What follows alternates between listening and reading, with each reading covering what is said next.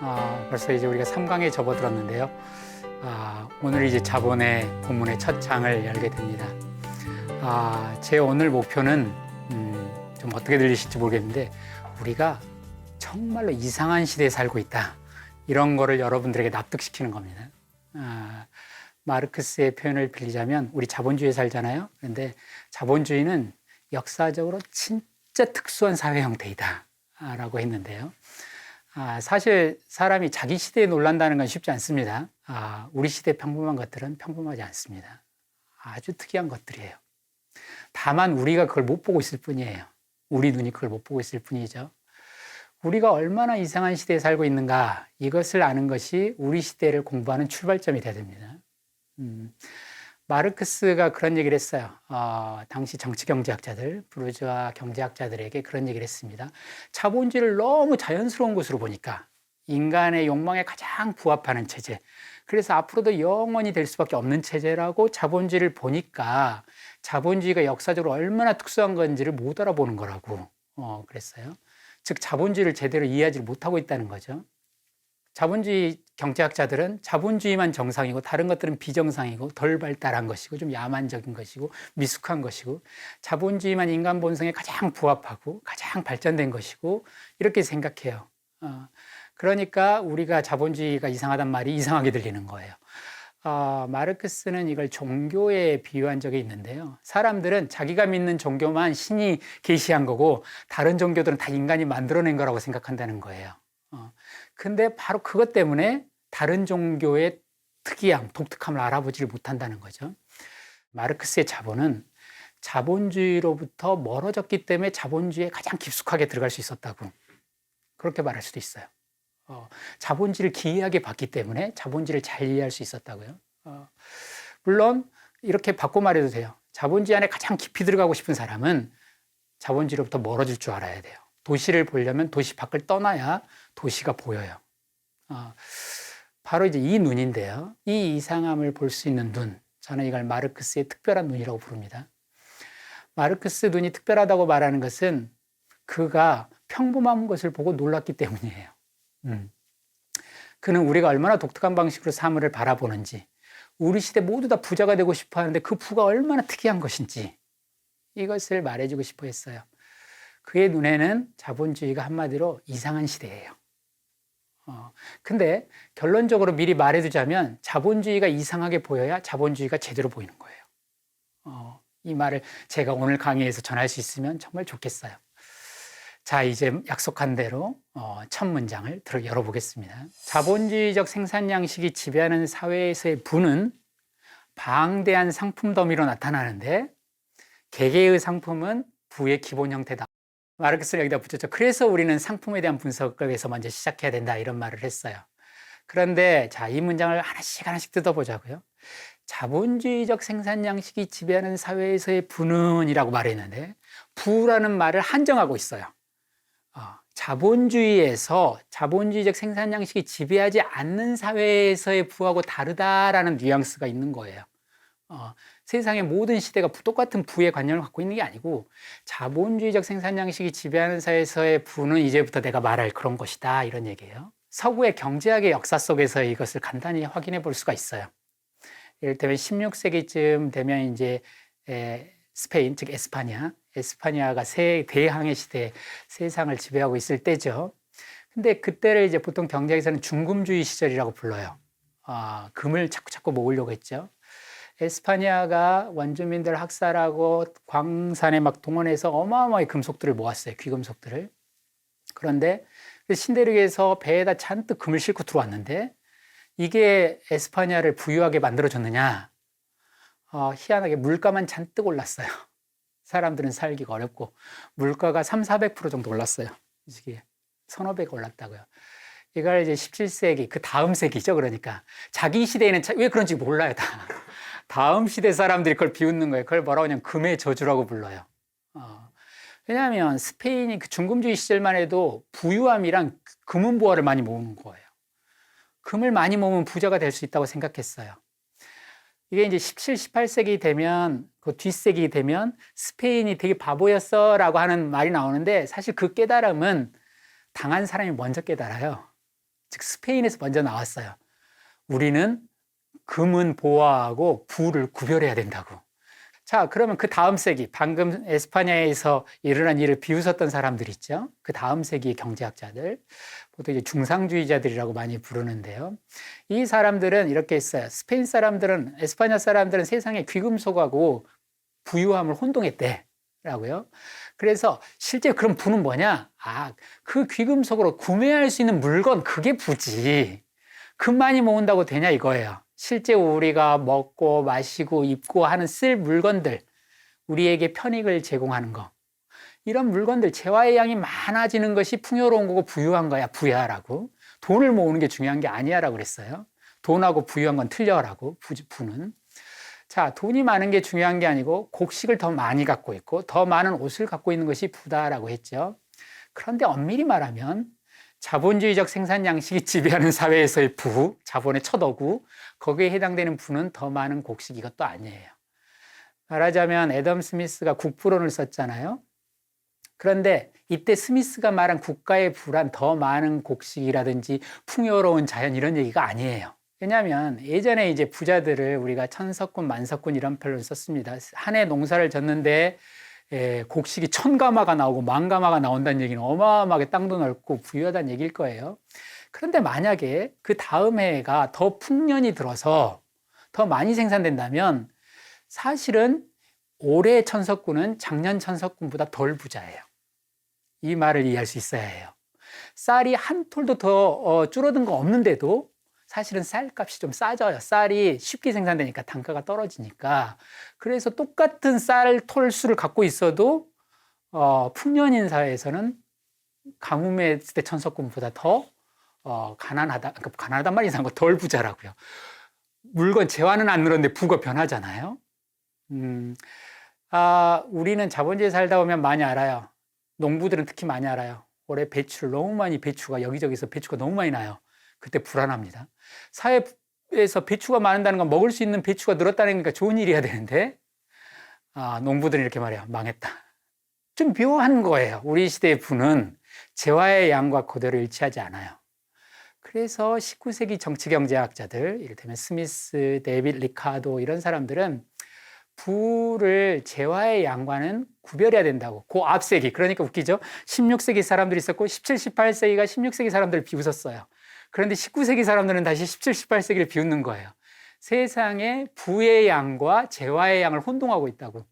데이빗 리카도가 썼던 예는 이런 거죠. 어떤 양말 공장에서 혹은 사회에서 양말 생산량이 2배가 늘어나면 신을 수 있는 양말이 2배 늘었다는 점에서 우리는 더 부유해졌다고 말할 수 있을지 모르지만 사실은 양말 한 켤레를 생산하는 단가가 떨어져서, 그러니까 아주 쉽게 양말을 500켤레 생산하던 것을 힘을 더 안 들이고 1000켤레를 생산할 수 있게 됐다. 생산성 혁신으로. 그러면 부가 2배 늘어나느냐? 그렇지 않고 양말이 싸지는 거예요. 그러니까 양말 개개의 가치가 떨어지니까 전체는 늘어나지 않는 거죠. 자, 이게 이제 재화의 양과 부는 다르다. 그러고 보니까 그래서 이 시대의 경제학자들은 19세기 경제학자들은 우리 시대의 부, 자본주의적 생산 양식이 지배하는 사회에서의 부를 영어로 따지면 wealth, richness 이렇게 안 부르고 value라고 불렀어요. 그걸 구별하려고. 재화량이 많아진 것은 wealth, 즉 우리가 풍부해지는 재화를 갖고 있는 풍요가 있지만 우리의 부는 그런 거 아니라고. 그래서 이걸 value라고 해요. 그래서 근대의 경제학은 가치론이에요. 일종의 19세기 경제학은 value에 대한 이야기입니다. 그래서 우리 시대의 부, 이제 가치라고 제가 바꿔서 부르면 이게 도대체 뭐냐라고 하는 거예요. 돈을 많이 벌었다는 건 가치를 많이 축적했다 이런 건데요. 그리고 가치를 막 창조했고 부가가치가 막 늘어났고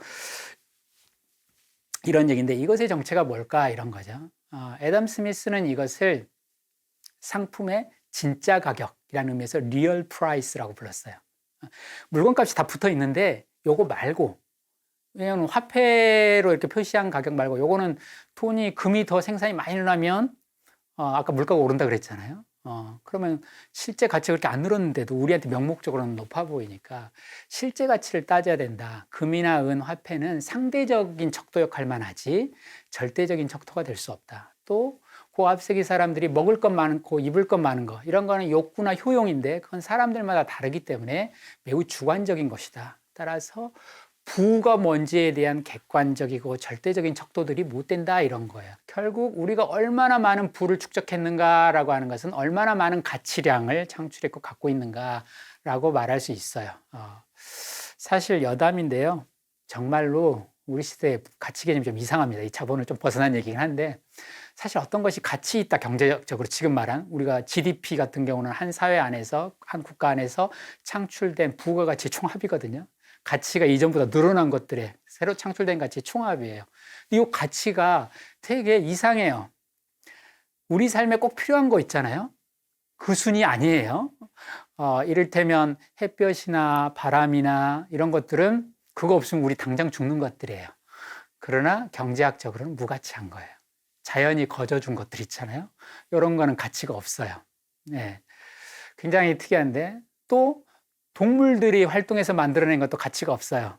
꿀벌이 열심히 꿀을 만들잖아요. 그 자체는 가치가 없어요. 그걸 사람이 관리해가지고 꿀벌 양봉을 해가지고 갖고 오든가, 아니면 최소한 자연 꿀을 뺏어와야 돼요, 벌한테. 그래서 그것도 그냥 자기가 먹어버리면 가치가 없고 내다 팔려고 내놓아야 그것이 가치가 있습니다. 그래서 자연은 가치를 낳지 않아요. 근대 관계에서 아무리 소중한 것이 자연에서 생겨나도 그 자체로는 가치가 나지 않습니다. 사실은 사람이 어떤 일을 해도 그래요. 이를테면 사람이 본성에 따라서 그 일을 한다고 간주되는 일들, 대표적인 게 아이를 낳고 기르는 일이에요. 그런데 아이를 낳고 기르는 일은 경제학적으로 가치를 인정하지 않아요. 굳이 인정을 받으려면 돈을 받고 돌봄 노동자를 고용하면 그 사람은 가치를 창출합니다. 환경을 보호한 일이 누군가에게는 무가치예요. 누가 굉장히 그걸 지키면서 숲을 지키고 하는데 그건 무가치할 수 있어요. 그러나 환경을 파괴하는 상품을 마구마구 만들어내는 어떤 업체는 가치를 창출한 걸로 계산될 수 있어요. 그 상품이 상품으로 판매되는 한에서는요.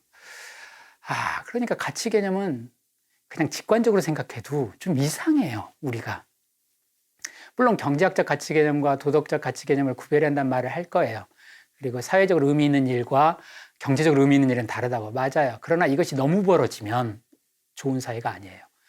경제적으로는 굉장히 가치 있는 일이지만 이것이 사회를 파괴하고 환경을 파괴한다 라는 감각이 있으면 더 이상 이 일을 가치 있다고 말하면 그 사회는 위험한 사회가 되는 거예요. 일종의 자해적 행동을 하는 걸 가치 있다고 부르는 거니까요. 완전히 똑같을 수 없지만 가급적 겹쳐지는 게 좋아요. 사람들의 감각에서 이 일이 가치 있다고 믿는 것이 경제적으로도 가치가 있어야 하고, 그것이 그 사회의 자산이라든지 관심이 몰려야 하는 것이에요. 국가가 관심을 둬야 하는 것이고. 그런데 불행하게도 우리 시대의 가치 개념, 자본주의 시대의 가치 개념은 그런 게 아니에요. 참 신기한 거예요. 그런데 우리는 그걸 막 축적하고 있어요. 도대체 뭘 축적하고 있는지 모르겠어요. 그러나 계속 숫자가 계좌에 늘어나는데 그걸 뭔가 축적했다고 해요. 아마도 이런 행동, 이런 물건, 이런 방식의 삶을 가치 있다고 이 시대는 말했다고 다음 시대가 우리를 비웃는 때가 분명히 올 겁니다. 우리 시대가 이상한 시대다라고 하는, 지금 이제 전조만 깔았는데요. 자본 얘기를 계속 들어가 봐야겠죠. 지금 한 문장도 시작하지 않고 한 5구만 갖고 지금 얘기를 한 셈인데요. 제가 자본의 첫 구절의 인상을 받은 건 바로 이런 거예요. 첫 구절부터 느낌이 이상했어요. 우리가 놀라지 않는 가치 개념. 우리는 그냥 모으려고만 할 뿐이지 뭐를 모으고 있는지에 대해서 근본적으로 질문을 던지지 않고 있는, 이거에 대해서 이 책의 첫 문장은 놀라움을 표시하고 있는 거죠. 자본주의 시대의 분은이라는 말은 우리 시대 좀 이상한 거 아니야? 라는 뉘앙스가 풍겨있는 어구예요. 그런데 이제 뒤에 문장이 또 있습니다. 자본주의적 생산 양식이 지배하는 사회에서의 부는 방대한 상품 더미로 나타나는데 라는 표현을 썼어요. 이 문장도 사실은 굉장히 흥미로워요. 왜냐하면 부가 상품 더미로 나타난다고 말했잖아요.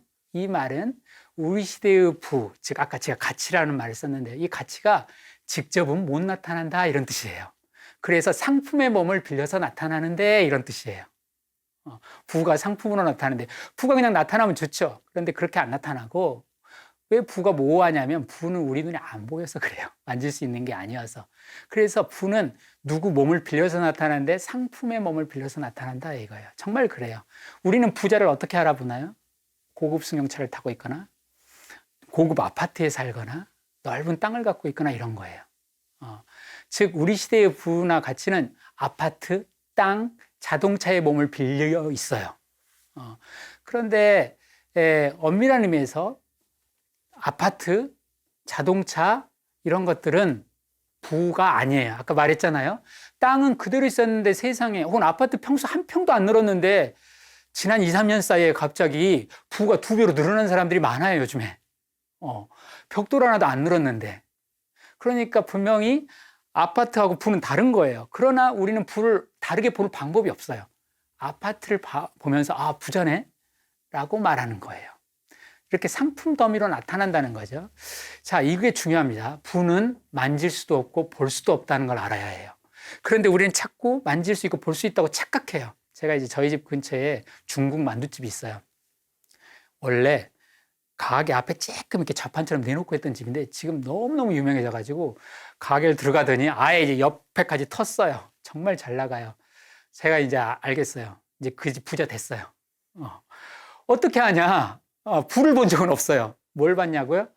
그렇게 아침 저녁으로 쌓여있는 만두가 금방금방 사라지고 매번 만들어내요. 그 구워대는 양. 부자네. 또 가게 평수. 가게가 막 늘어나고 있어요. 평수가. 우리는 부를 이런 걸로 봅니다. 사실 내가 만질 수 있고 냄새 맡는 것은 만두이고 건물이에요. 부를 만지는 게 아니에요. 그런데 신기하죠? 나는 만두를 봅니다. 근데 만두 말고 딴 걸 봤잖아요. 부자라고 부를 본 거예요. 나는 아파트를 봤어요. 주거 공간을 본 거라고 누군가에. 그런데 나는 또 뭔가를 봤어요. 부라고 하는 걸 봤어요. 그게 보이지 않는데요. 참 신기한 겁니다. 그것은 볼 수 없는 거고 눈에 보이지 않는 거지만 우리는 누구나 봐요. 저만 보는 게 아니에요.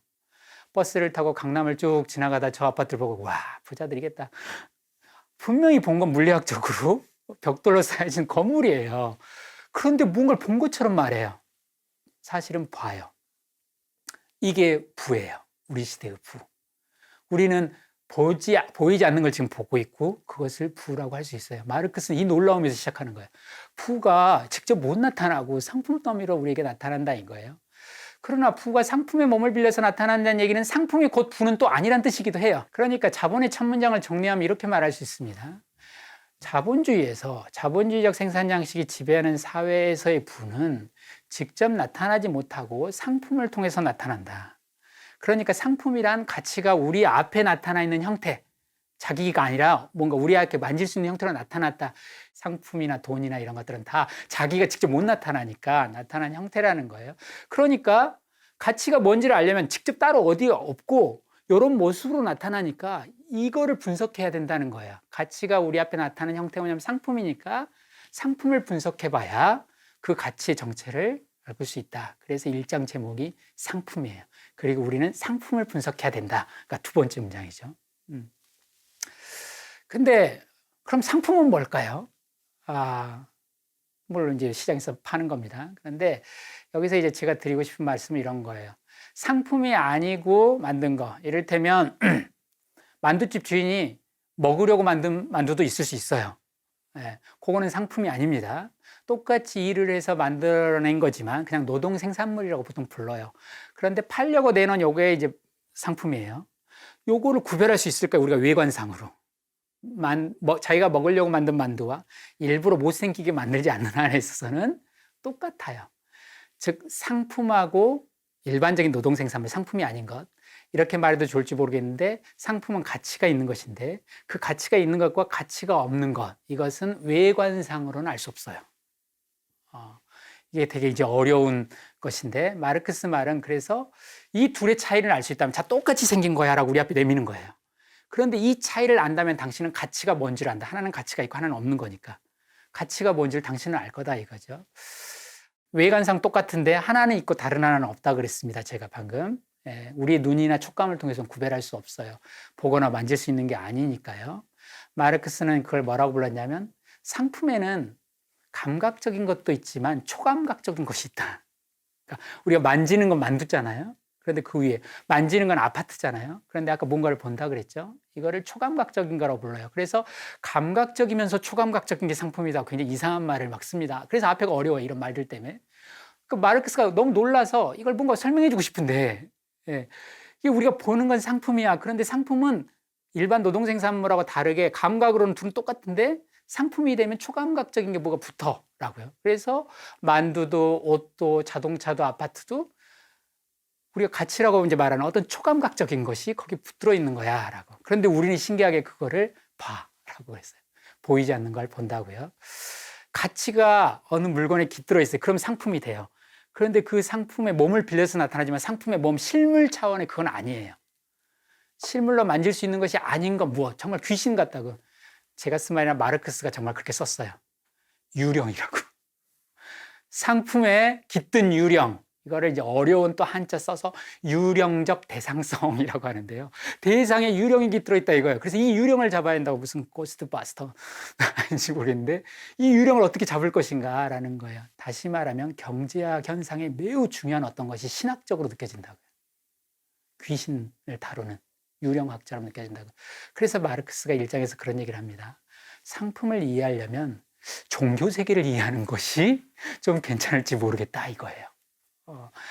경제학의 핵심에 신학적인 것이 들어있다고 말하는 것 같아요. 꼭. 이게 종교뿐만 아니라 예술 영역이기도 해요.